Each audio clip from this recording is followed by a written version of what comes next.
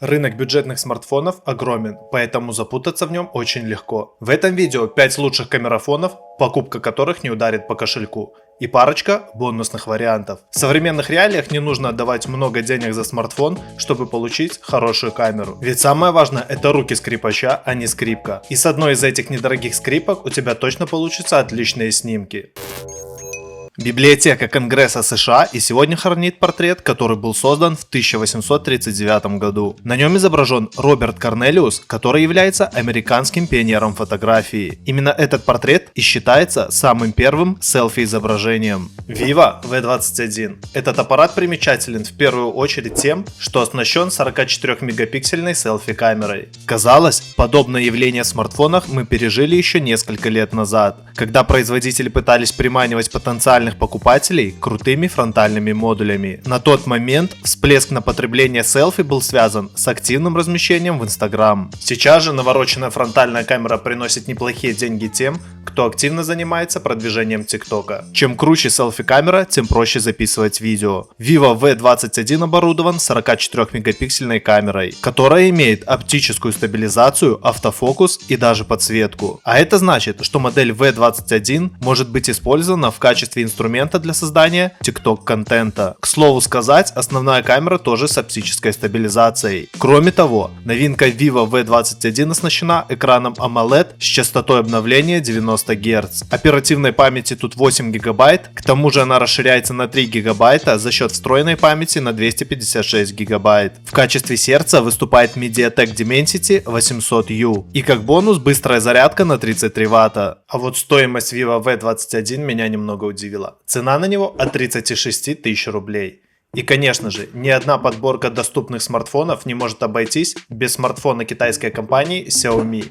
Redmi Note 10 Pro. Смартфон стал одним из первых бюджетников на рынке со 108-мегапиксельной камерой. Ранее эта фишка была доступна только флагманам. Стоит отметить, что здесь установлен тот же сенсор Samsung, что и в гораздо более дорогом Xiaomi Mi 11. Также камера Redmi Note 10 Pro имеет широкоугольный сенсор на 8 мегапикселей, телемакрообъектив на 5 мегапикселей и датчик глубины на 2 мегапикселя. Оптическая стабилизация также в наличии. В портретном режиме можно регулировать виртуальную диафрагму, а по сути уровень размытия фона, который выполняется в том числе с помощью вспомогательного 2-мегапиксельного датчика. Про отдельный 5-мегапиксельный модуль для макросъемки традиционно сказать нечего, кроме того, что он тут есть. Серьезного качества он, конечно, выдать не может, но иногда можно побаловаться. Видеокамера умеет снимать в максимальном разрешении 3840 на 2160, то есть 4К при 30 кадрах в секунду. В качестве процессора Redmi Note 10 Pro установлен Snapdragon 732G. На AliExpress цена на него начинается от 21 тысячи рублей. А если немного отвлечься, сейчас удивляет своими камерами Huawei P50 Pro, который демонстрирует невиданные ранее возможности телеобъектива.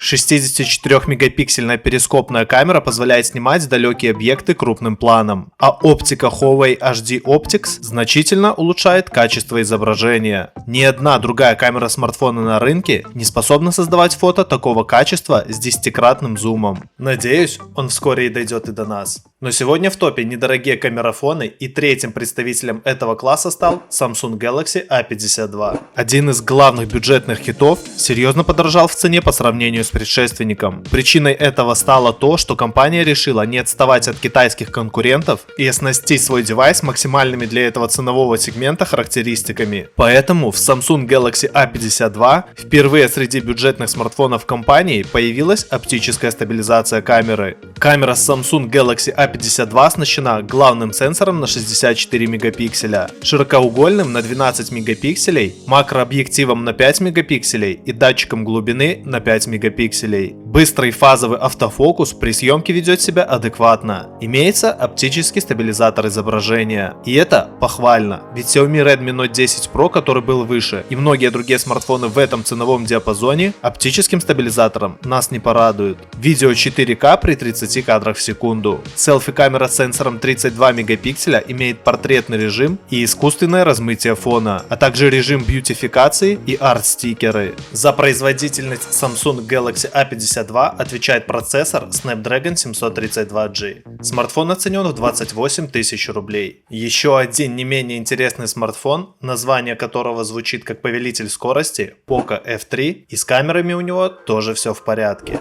По многим обзорам смартфон метит название убийцы флагманов 2021 года, поскольку при невысокой цене он работает на одном из самых топовых процессоров этого года, Snapdragon 870. Однако в угоду установки более дорогого процессора здесь немного пожертвовали камерами, поэтому оптической стабилизации в нем нет, однако сами датчики изображения вполне приличные. Основная камера оснащена главным сенсором на 48 мегапикселей, широкоугольным на 8 мегапикселей и телемакрообъективом на 5 мегапикселей. Главный модуль это Sony IMX582. Его мы могли видеть в Samsung Galaxy A51. Он же используется в Redmi Note 10. То есть для среднего сегмента это жизнеспособный вариант. Можно похвалить ультраширокоугольную камеру. Для своих 8 мегапикселей она выдает симпатичные снимки с сохраненной геометрией зданий и перспективой. При этом цветопередача практически не отличается от основного модуля. Poco F3 в умелых руках станет инструментом для получения красивых фотографий и видео. В настройках есть множество настроек, фильтров и режимов, в целом есть с чем поиграться. Цена на Poco F3 стартует от 24 тысяч рублей. Те, кто любит снимать или ведет влог, готов простить смартфону многие недочеты в пользу камер. Но качество конечного фото и видео зависит зачастую и от обработки, и от ключевых настроек при съемке. В одном из следующих видео я обязательно расскажу про лучшее приложение для редактирования,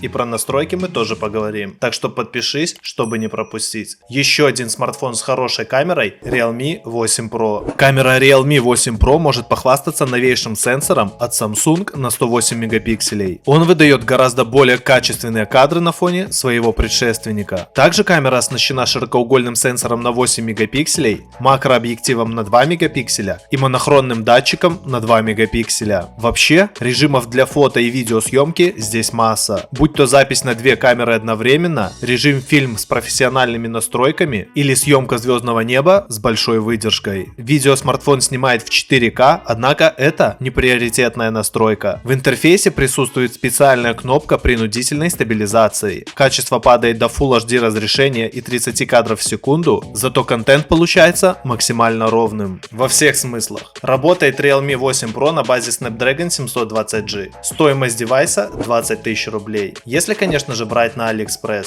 Все ссылки, кстати, будут в описании. Как по мне и по версии многих специалистов, эти смартфоны имеют вполне достойные камеры за свои деньги. Но сейчас в плане съемки очень впечатляет совсем свежий iPhone 13. Более крупный датчик с более крупными пикселями размером 1,9 микрометра, а также объектив с диафрагмой f1.5 делают свое дело. В сочетании с некоторыми настройками и улучшениями вычислительной фотографии, производительность при слабом освещении на 13 Pro просто не имеет себе равных. Магия Cinematic Mode заключается в автоматическом переключении фокуса с переднего плана на задний. Например, если сначала в фокусе лицо человека, то как только человек начинает поворачиваться, фокус смещается на задний план. Причем Cinematic Mode работает как с основной камерой, так и с фронтальной. И если вы можете себе его позволить, то наверняка получите лучшее качество фото и видео. И посмотри одно из этих видео. Там тоже есть очень достойные модели. Да пребудут с вами инновации.